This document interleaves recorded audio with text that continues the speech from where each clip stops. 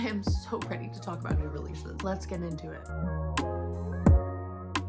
Hello everyone and welcome back to my channel, or welcome to my channel if you're new here. Hi, my name is Liz, and in today's video we are going to be chatting about 2026 new releases. I am so incredibly excited for the new releases coming out this year. I just want to go through the ones that are at the top of my list personally, and we're just going to chat about it so you guys can see what I am most anticipating in 2026. Another thing I want to get better at is when a new release comes out, I want to feel okay going out, buying it, and then immediately reading it, because I always feel guilty reading it right away because I'm like, look at the rest of my TBR that is just waiting for me. This year I want to take that weight off and not be afraid to read a new release when it comes out, because those are books I'm so incredibly excited for, and I just want to be able to fully immerse myself in the stories and be excited and be hyped, and I just want to not feel guilty all the time. So that is one thing I'm going to try to do better at this year, and that actually kind of works out because one of my goals for 2026 was to make sure if I buy a new book using like my book bank money, then I have to read that book immediately. I can't just like bring it home and set it on my TBR. So that way they're not just sitting collecting dust. How many do I have? 15, 16, 17 new releases that we are going to chat about that are at the top of my list. So without further ado, let's go ahead and get into today's video. The way I want to film the video is going in order date-wise with these new releases. So we'll go from like what's going to be coming out the soonest to the latest. First book on my list is Future Saints by Ashley Winstead. Sorry if I look down a lot. I have my iPad here with like each of the books listed and their summaries, so that way I can keep track of where I'm at in the year. I have not read anything by Ashley Winstead yet. I've heard amazing things about some of her previous works. I'm really excited to read this one, especially because I feel like when I read the synopsis for it, I immediately knew it's one I wanted to read. So this one follows a music executive, Theo, who tries to save a struggling rock band, the Future Saints, after their manager's death, focusing on the band's grieving lead singer, Hannah, and her destructive behavior as they navigate a potential comeback. It's got so many parallels to Daisy Jones and the Six, which I really enjoyed by Taylor Jenkins Reid. I just haven't read a book about a band in a while, and I don't know, something about this one just seems right. About this time last year is when I read Favorites by Lane Fargo, dealing with like a sport, and it's dealing with this couple. It's very toxic, had a lot of drama, and I feel like this is just around the time when I want to read another book like that. I don't know. Next up, this is a book I feel like I haven't heard many people talk about, and that is We Who Have No Gods by Liza Anderson. When I was preparing for this video and I was like looking ahead at all of the new releases for 2026, this is one that popped up on the list, and I immediately, what drew me to it was the cover. As soon as I clicked into it and read a little bit about it, I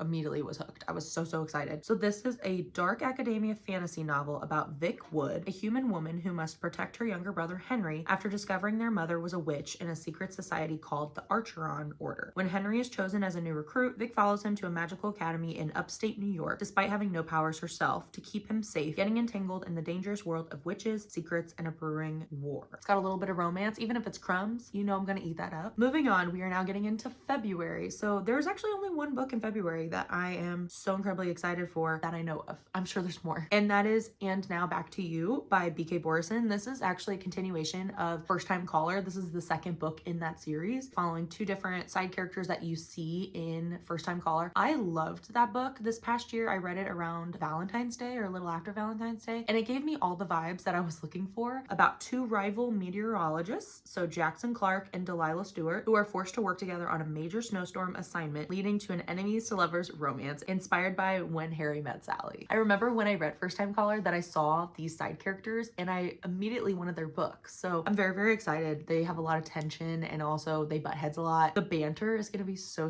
good, and also the whole forced proximity of it all during like a snowstorm. It's gonna be good. The next one is actually second book in the Crystal Bloom series. The first book I read of 2026 was To Bleed a Crystal Bloom by Sarah Parker, who's the author of When the Moon Hatched. It came out and I thought it was a new release. After I bought the book, started reading it, did some research, it is not a new release. This is actually in her backlist. It was just finally traditionally published and they like redid the covers. I love Sarah Parker's writing. I loved When the Moon Hatched. That was a 5-star read for me. I immediately wanted to read another one of her books while I'm waiting for the next book after When the Moon Hatched, which will be in this video. video. And so I picked up this one to start the year off, and immediately I noticed I still love her writing, but this one was lacking a few things that I really, really want to see, hopefully in book 2. I still enjoyed it and I still flew through it really easily because of her writing style. It's a very loose Rapunzel retelling. It's supposed to be like a darker version, and it's obviously a fantasy or a romantasy. It does deal with an age gap romance, which I don't usually like, and I didn't love it in this book, but I definitely felt the tension, and I am hoping that in book 2 it will get better. I don't know. I'm hoping that something will happen. I have a prediction for something that's going on with them, and I'm hoping that it's right, because otherwise I'm just gonna get icked out. To Snap a Silver Stem is coming out in beginning of March, I believe. And also just these covers are beautiful. I love how they're redoing them, and I'm very excited to just see what happens with our character, because in book 1, one of my biggest things that I felt like bothered me was it didn't feel like a whole ton of things happened. She was so sheltered, which makes sense because Rapunzel is very sheltered. But I'm really excited for book 2 because she's gonna be breaking out of her shell. She's gonna be exploring and trying to figure out her identity. So I'm actually really excited for book 2 because I think it could go in a certain direction and I'm gonna eat it up. Next, we have Rights of the Starling by Devney Perry, which is the second book that comes out after Shield of Sparrows. I gave Shield of Sparrows 5 stars this past year. I loved it so much. One of the things that really stood out to me about this fantasy world was that our main character started off and she is very weak. She's very sheltered. She's very naive. She doesn't know anything about this world, and she's thrown into the situation that she was not prepared for and has to just figure things out. And I really loved seeing her take a stand and actually standing up for herself, because it felt very powerful and it felt very realistic. Like, I always hate it. I don't hate it, but it kind of bothers me when a lot of romantasies, it feels like all of a sudden our main character, yeah, they start out weak and then all of a sudden they get so powerful. She never gets super powerful. She just learns how to defend herself. You get that training montage and you get to see her struggle and her trying to get stronger and get better, because she is thrown into the situation where if she doesn't, she will die. It deals with like these monsters and it's these different countries that are at war, and everything about it was just so satisfying to me. It really scratched that itch of like survival of the fittest. I just loved her perseverance and her determination to survive. I'm very excited for book 2. Book 1 was so good, and I'm really excited to see these characters again. Next up, we have a romance book, and that is the 3rd book in the Undone series by Peyton Corinne, or Corrine, however you say her last name. So this is the hockey romance series that I started last year or 2 years ago. First book is Unsteady, second book is Unloved, and third book is Unbound. I loved Unsteady and Unloved so much. I saw so many side characters in those 2 books that I was so excited to get their books. There's not a lot of romance series that I feel like I actually feel invested in, that I want to keep reading. But this one I actually do, because I feel like it talks about so many heavy topics along with the romance, like very realistic situations. These individuals are in college, but I feel like the things that they're dealing with are so real and not so surface level. So it feels like more of like a book about healing and grief and trauma with a little bit of romance thrown into it. This one is following college sweethearts Paloma and Bennett, who reconnect years after a painful breakup, navigating past trauma, heartbreak, and their first love, as Bennett, a neurodivergent hockey goalie, and Paloma, who hides behind a tough exterior, confront their feelings and truth about their separation. I'm so excited. These are both 2 characters that I was so curious about from books 1 and 2. The next book is second book in Danny Francis's Silver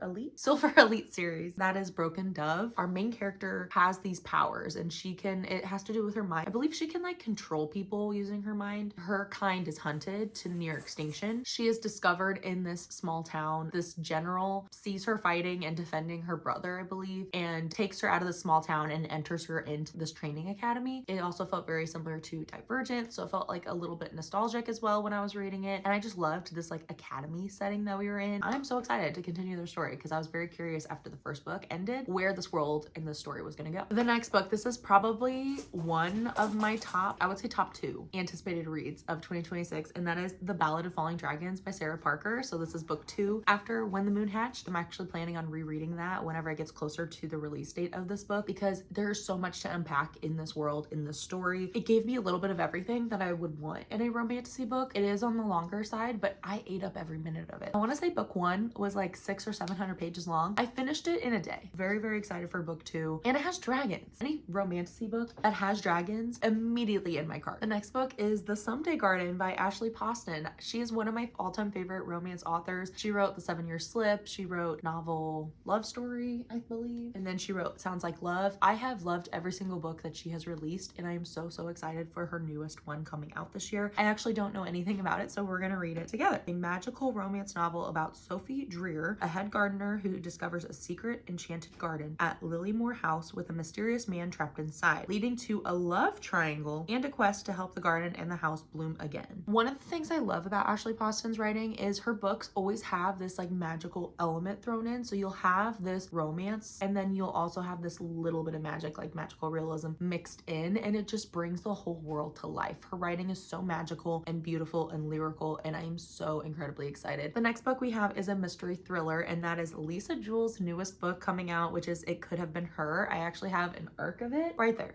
I am so, so excited. I love Lisa Jewell's books. Hers are very dark and psychological, and I feel like every time I read her books, I'm sitting and thinking about that story for weeks after I finish reading them. Jane Trevelyan is walking her dogs on her country estate one May afternoon when a small white dog appears. A teenage girl that had been staying nearby with the dog is nowhere to be found, and Jane decides to return the dog to his registered owner hours away in London. But when Jane arrives, she is immediately unsettled because Jane has a dark history with this house. The man who answers the door tells her the dog, Hugo, must have been stolen from the heath, but Jane very much doubts that is true. Through the window, she catches a glimpse of a haunted-looking woman, not the missing girl she'd hoped to find. Facing a crossroads similar to the one that first led her to this home 25 years ago, Jane knows that the house holds the key to the missing teenager, to the lost dog, and to secrets they'd all rather leave buried. It's very mysterious. I mean, it's literally a mystery, so obviously it's gonna be mysterious. Something about it immediately gripped me when I read about it. The next book is This Blade of Ours by Shalini Abe-Sakara. I know I just butchered that. This is the second book after This Monster of Mine, which I read this past year and really, really enjoyed. It's more gothic fantasy, if anything. And what I really liked about how the magic system was made in this world is it deals a lot with the justice system. And so our main character, she can tell truth from lies. It deals with her coming to the city and becoming this almost like truth teller, essentially. She's paired up with a judge who has a very violent past, and there's like these mysterious deaths that have happened in the city that they're trying to figure out like the secrets and uncover what is going on. But I really liked how the magic had to do with truth and lies, and I felt like it was very unique, and I really enjoyed their story. So I'm excited for book 2. I think it's just supposed to be a duology. The next one is another continuation of a series, and that is To Dance with Death by Brittany Arena. This is the author of A Dance of Lies. So this is book 2. I loved this book when I read it. I think I gave it like 4.5 stars this past year. It is following a girl who is like a ballerina. She's a dancer, and she ends up becoming a spy for her king in order to gain her freedom. She was arrested for a crime she did not commit, and in order to be freed, the king sends her on this mission to spy on these like countries at this royal tribunal thing. I am so incredibly excited. Also, I love the covers with the stained glass. It's so beautiful. Next book is Adversary to the Villain by Hannah Nicole Mayer. I believe this will complete her Assistant to the Villain series. So this is book 4, and I cannot wait. I read books 1 and 2. I have book 3, have not read it yet. And I think I'm gonna wait to read book 3 until this one comes out and then binge them together to finish off the series. It is basically a Disney movie in a book. I loved the first 2 books so much. They're so witty. Our main character, she is like wandering through the woods one day, and she comes across this man who's injured, and turns out he's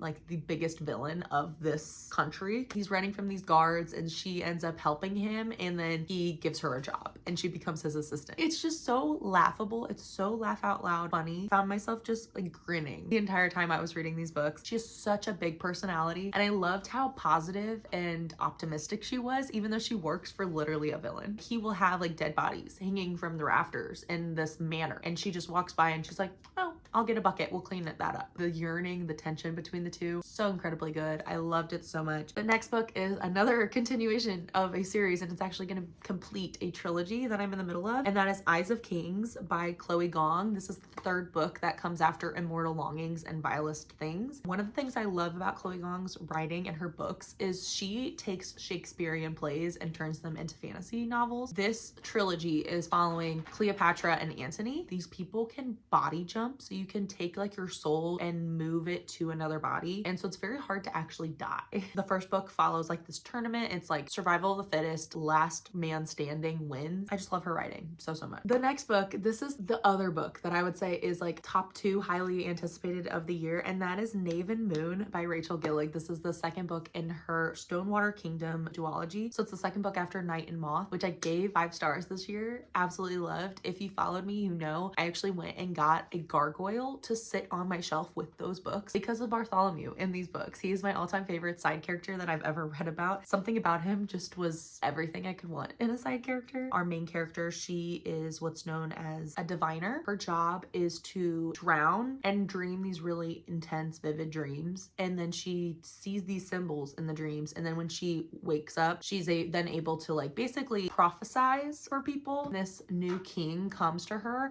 One of his knights just kind of scoffs at it. And he's just like, you think this is real? And it kind of flips everything she knows upside down. And she goes on this whole journey of self-discovery and trying to figure out what is real, what is not real, where she wants to fit in this world, because she's been very sheltered her entire life. All the characters were so well rounded. She had such an amazing character arc. I feel like she had so much growth. I cannot wait to see where she ends up in book 2. The next book is another continuation of series. Okay, a lot of these books are continuations of series, but they're good series. You should all read them. And that is Hellrunner by Sarah Wolf. This is book 2 of Heavenbreaker, kind of sci-fi fantasy blend of a book. And I did not know that's what I needed in my life until I read this book. If I'm gonna like break it down into very loose terms, it is about jousters in space. Yeah, our main character, she is trying to avenge her mother. She has this whole revenge plot where she's trying to take down her father's house to get revenge for them killing her mother. She ends up joining this tournament, becoming this jouster where they enter into these big machines. That's how they fight in space. And it's just so fascinating. I felt like this whole world was just so unique. And I had never read a book about something like that before. She truly has nothing to lose. Like, she is very reckless, very careless with her own safety. All she wants is revenge. I could not stop rooting for her. And the final book that I am really highly anticipating this year, once again, is a completion of a trilogy that I'm in the middle of, and that is This Shattered Tempest by Thea Guanzon. This is the 3rd book in the Hurricane Wars trilogy. Hurricane Wars was just so fascinating to me, and I loved it from start to finish. Monsoon Rising, I liked it almost more than Hurricane Wars, and now we are finally getting to the 3rd book, and this is the one that's gonna be war. Like, it will be just straight war, and I cannot wait. It truly is enemies to lovers, like at its core. And so if you love enemies to lovers, highly recommend this series. And those are all the new releases that I am so incredibly excited for in 2026. Obviously, there's way more new releases that are coming out. These are just the ones that are at the top of my radar at the moment. There's a few other books and authors that are supposed to come out with books this year. There's just no release date or title release, so I have no clue what the book is even about. So I don't want to talk about those because obviously I have nothing to say because there's no information. But I'm just so incredibly excited. I feel like this is gonna be such a great new release year. There's so many great authors and books coming out. Also, one of my goals of this year is to complete series that I'm in the middle of, and the majority of that is fantasy. So I'm very excited to finally get to do that with some of these series. Thank you guys so much for watching this video. I hope this was entertaining. Hopefully this gave you some more information on some books that are coming out. This is all stuff I just Googled or went on Goodreads and found. Please comment down below what books you're excited for that are coming out this year. I would love to add to my list. I am so optimistic about this year. I'm so excited to read these new releases. Can't wait to share my thoughts and opinions once I finally do read them. Once again, thank you guys so much for watching, and I will see you guys in my next video. Happy reading. Bye.